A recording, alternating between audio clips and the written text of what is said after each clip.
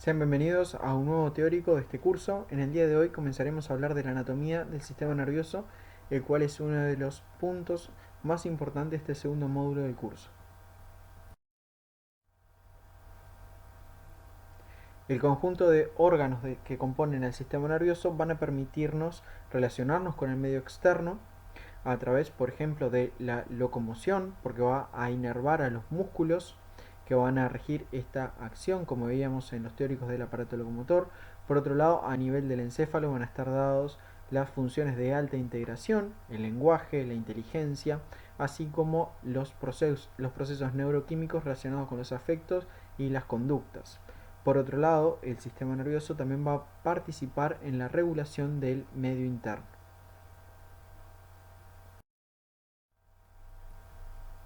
El tejido nervioso está constituido por dos poblaciones celulares, las neuronas y las neuroglías.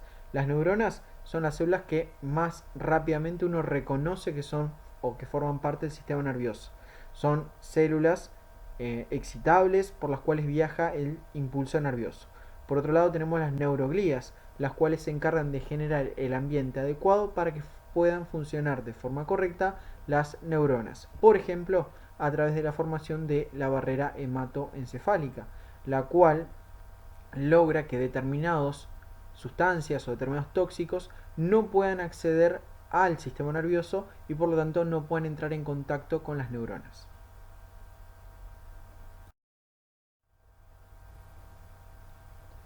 Las neuronas son células diferenciadas que se supone que no realizan el proceso de mitosis una vez que llegaron a este punto.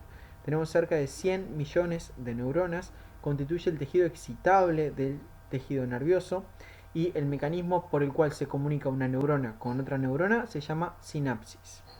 Las neuronas tienen un cuerpo del cual salen prolongaciones. Las prolongaciones pueden ser de dos tipos. Pueden ser dendritas o puede ser un axón. Aquí observamos un preparado histológico en el cual se observa el cuerpo de la neurona donde se encuentra, por ejemplo, el núcleo de la misma. Vemos que hay prolongaciones que salen desde el cuerpo que reciben el nombre de dendritas. Generalmente el impulso nervioso ingresa por las dendritas o por el cuerpo y luego el mismo continúa por medio de la otra prolongación que vemos en la imagen, que es el axón.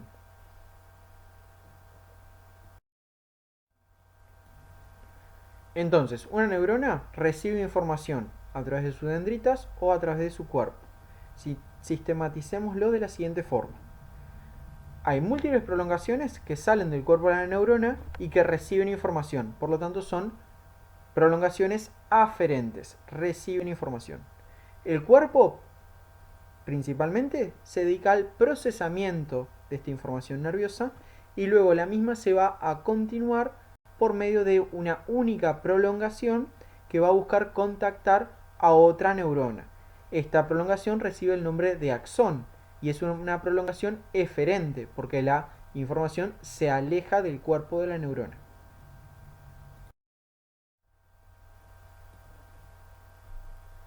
El lenguaje del sistema nervioso es el impulso nervioso, que es la comunicación, en definitiva, entre las neuronas.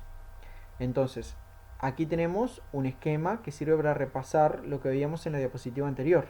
La información a una neurona puede ingresar o por las dendritas o por el cuerpo, recuerden principalmente por las dendritas, se continúa y se procesa a nivel del cuerpo y luego finalmente viaja por medio del axón para tratar de contactar con la siguiente neurona.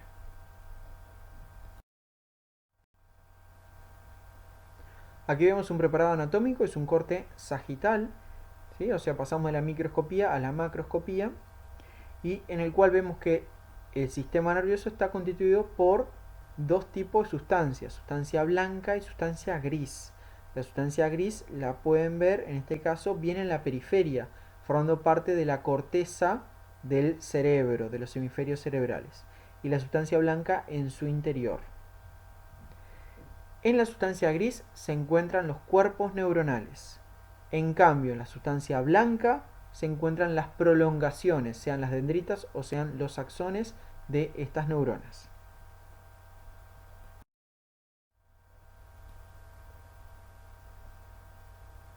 Entonces, estas prolongaciones de las neuronas van a tratar de conectar neuronas entre sí, que pueden estar al mismo nivel, por ejemplo, ubicadas próximas en la vecindad unas con la otra, o pueden estar ubicadas en otras estructuras. Y puede ser que estas neuronas, por medio de sus proyecciones, viajen por la sustancia blanca.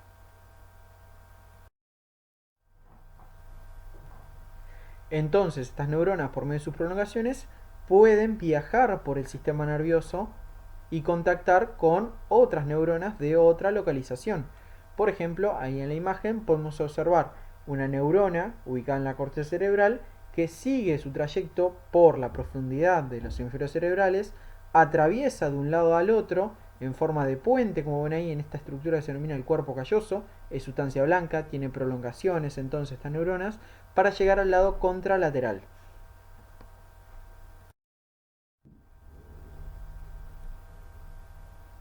Por otro lado, la otra población celular que tenemos constituyen las células que se denominan neuroglías, ¿tá? O las no neuronas de este tejido nervioso. Son células no excitables, por ellas no transitan los impulsos nerviosos, por lo tanto, sino que se encargan de generar el medio en el cual se encuentran las neuronas, a partir de, por ejemplo, la barrera hematoencefálica o la formación incluso de la mielina alrededor de las prolongaciones de las neuronas. Una de las células gliales constituyen los astrocitos. Los astrocitos son las células gliales más numerosas.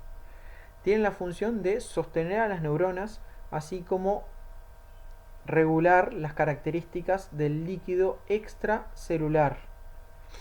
Por ejemplo, a través de la formación de la barrera hematoencefálica. La barrera hematoencefálica lo que hace es separar la sangre del líquido que baña a las neuronas, el líquido extracelular, regulando sus componentes a través de prolongaciones de estos astrocitos que contactan con las células de los vasos sanguíneos llamadas endoteliales.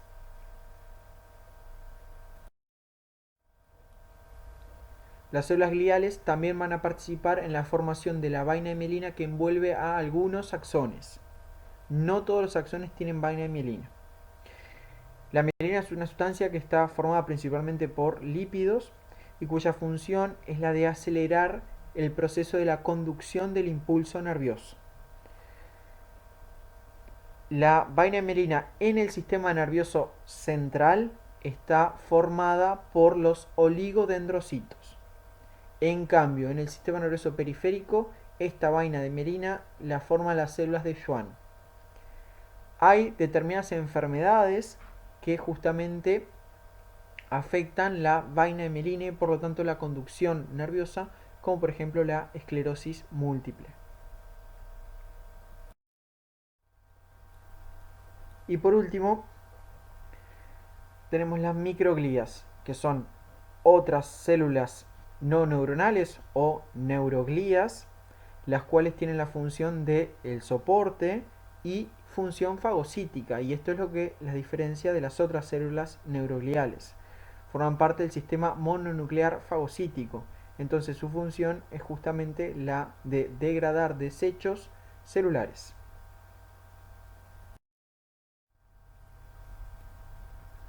Bien, dejamos de lado ahora la histología y vamos a continuar hablando de cómo se divide el sistema nervioso. El sistema nervioso lo podemos dividir bajo un criterio anatómico o bajo un criterio funcional. El criterio anatómico nos habla de la localización de este sistema nervioso. Aquellos órganos que se encuentren dentro del cráneo o dentro del conducto raquídeo y que tienen la particularidad de estar recubiertos por meninges forman el sistema nervioso central, que son entonces el encéfalo y la médula espinal. Por otro lado, aquellos órganos del sistema nervioso que están fuera del conducto raquídeo y de la cavidad craneana forman parte del sistema nervioso periférico, por ejemplo los nervios raquídeos. Por otro lado, tenemos un criterio funcional. Aquellos sectores del sistema nervioso que se encargan del control voluntario forman parte del sistema nervioso somático. Son los que nos permiten, por ejemplo, la vida en relación. Por otro lado, aquellas estructuras del sistema nervioso que se encargan de funciones involuntarias forman parte del sistema nervioso vegetativo. Por ejemplo, controlar el medio interno.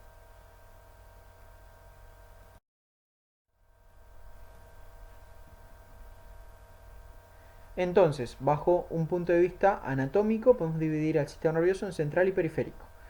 ¿Cómo está formado el sistema nervioso central? Por el encéfalo y por la médula espinal. ¿Por qué? Porque están alojados dentro del estuche cráneo raquídeo y meningio. El encéfalo está formado por los hemisferios cerebrales, el diencéfalo, el mesencéfalo, la protuberancia, el bulbo raquídeo y el cerebelo. Por otro lado, el sector más distal de este sistema nervioso central está constituido por la médula espinal, la cual se encuentra dentro del conducto raquídeo.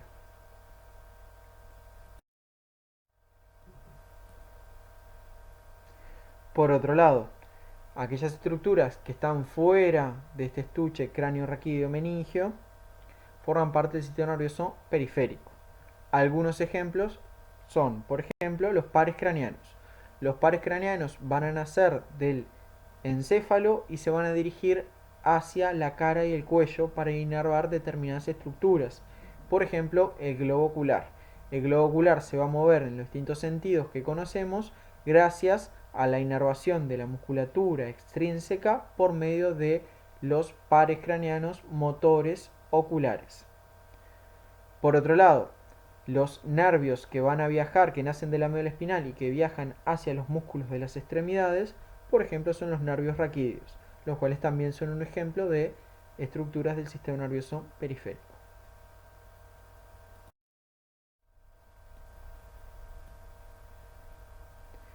Bien, aquí tenemos otro ejemplo para ver lo mismo. Vemos un sector del sistema nervioso central representado por la médula espinal en el esquema, del cual nacen los nervios raquídeos, que forman parte del sistema nervioso periférico. Estos nervios raquídeos que están en el esquema van a formar troncos primarios, troncos secundarios y finalmente ramos terminales que se encargan de inervar al miembro superior. Todas estas estructuras van a formar parte del sistema nervioso periférico porque estas estructuras están fuera del cráneo, fuera del conducto raquídeo.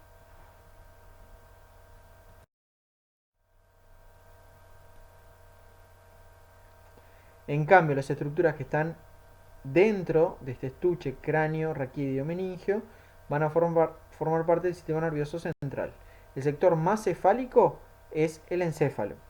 El encéfalo está formado por los hemisferios cerebrales, que son dos, uno izquierdo y uno derecho, el diencéfalo que se encuentra en la profundidad del mismo, el tronco encefálico que está formado por el mesencéfalo, la protuberancia y el bulbo, y detrás del tronco encefálico se ubica el cerebelo.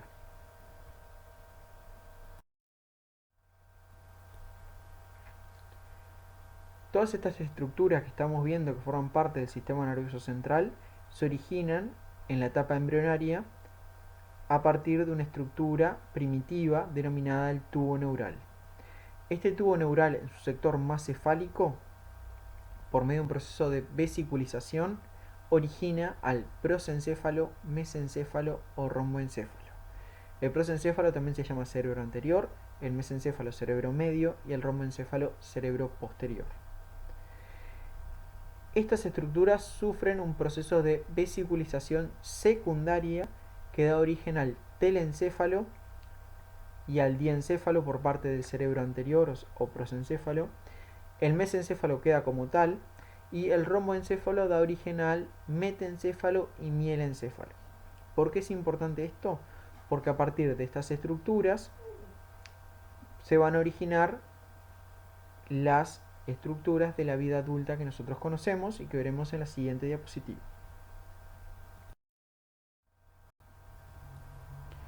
Todas estas estructuras se originan alrededor de espacios que contienen líquido cefalorraquídeo que se denominan cavidades ependimarias, que en el encéfalo reciben el nombre de ventrículos. Lo vamos a estudiar más adelante. Es así que el telencéfalo se origina alrededor de los ventrículos laterales y da origen a los hemisferios cerebrales. El diencéfalo se origina alrededor del tercer ventrículo y da origen a el diencéfalo del adulto, que corresponde al tálamo, el hipotálamo, el subtálamo, el epitálamo. El mesencéfalo se desarrolla a partir alrededor de una cavidad ependimaria que es el acueducto del mesencéfalo, que después vamos a estudiar. Y en el adulto recibe el mismo nombre, es el mesencéfalo. Por otro lado, el cerebro posterior, formado por el metencéfalo y el mielencéfalo, se originan alrededor del cuarto ventrículo y van a dar origen a la protuberancia, el bulbo raquídeo y el cerebelo. Esta parte del teórico es un poco entreverada. Les pido que recuerden los nombres, los vayan asociando y vamos a profundizar en los siguientes teóricos, en donde vamos a hablar de cada una de estas estructuras.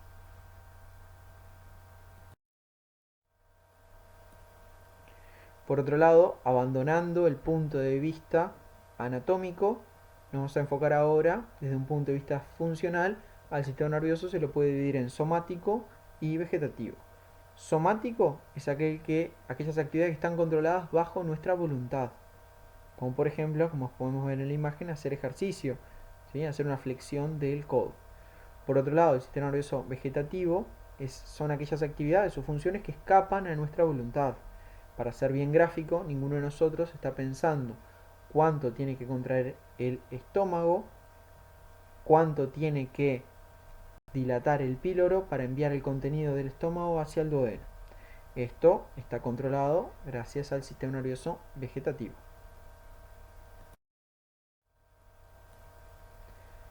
El sistema nervioso somático entonces es clave en nuestro relacionamiento con el medio externo, y esto lo hace a través de la inervación sensitiva y inervación motora. La inervación motora, por ejemplo, es la que nos permite la locomoción, la marcha, y la inervación sensitiva es la que nos permite la percepción de determinados estímulos.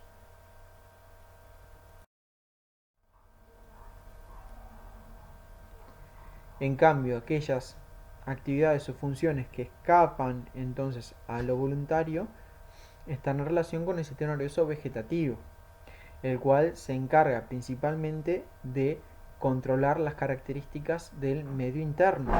Por ejemplo, ninguno de nosotros está pensando en este momento cómo es su ciclo respiratorio, si tiene que aumentar las inspiraciones o las expiraciones, ¿sí? Para tener un buen nivel de presión de gases en la sangre.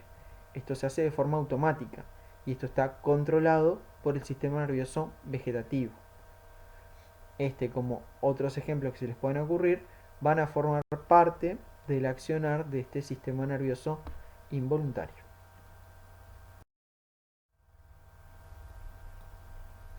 Tanto el sistema nervioso somático como el sistema nervioso vegetativo van a tener representantes a nivel del sistema nervioso central y también del sistema nervioso periférico.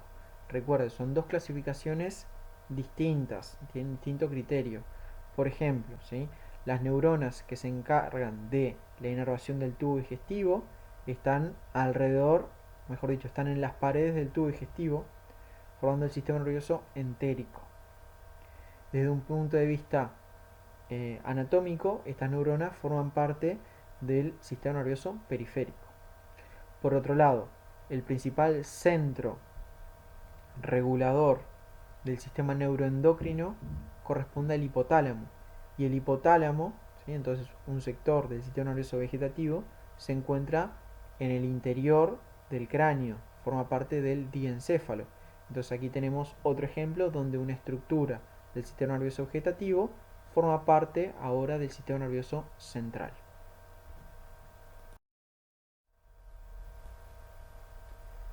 Vamos a hablar ahora brevemente y de forma conceptual de cómo se organiza el sistema nervioso.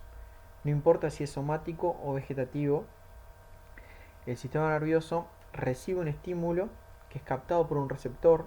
Por medio de una vía aferente, esta información va a llegar hasta un centro nervioso que permite la integración y se va a originar una respuesta a través de una vía eferente que va a llegar al órgano efector. Este bucle, este circuito se cumple tanto para el sistema nervioso somático como para el vegetativo, con sus dos divisiones, simpático y parasimpático, que vamos a estudiar en las próximas clases.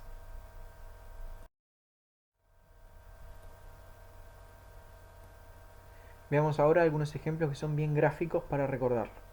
Por ejemplo, si yo tengo un alimento, ¿sí?, frente a mí y es captado por las neuronas que se encuentran en el sector más posterior del globo ocular a nivel de la retina, van a dar inicio a la vía visual. Esta información por medio del nervio óptico, que es un par craneano, o sea, un representante del sistema nervioso periférico, va a llevar la información hasta el encéfalo. Particularmente, la vía visual va a terminar a nivel de la corteza cerebral del lóbulo occipital, que después vamos a estudiar. Esta información aquí se va a integrar y estas neuronas se van a comunicar con otras neuronas de la corteza cerebral.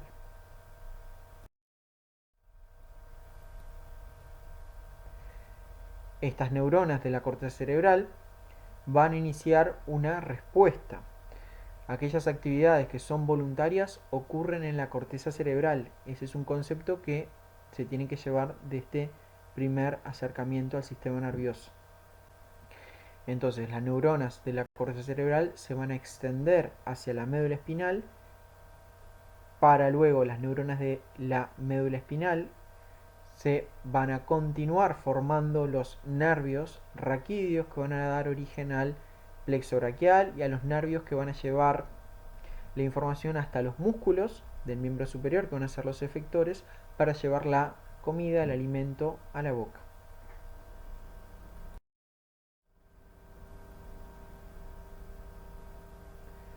Veamos otro ejemplo, ¿sí?, sobre un tema que ya vimos en el primer módulo.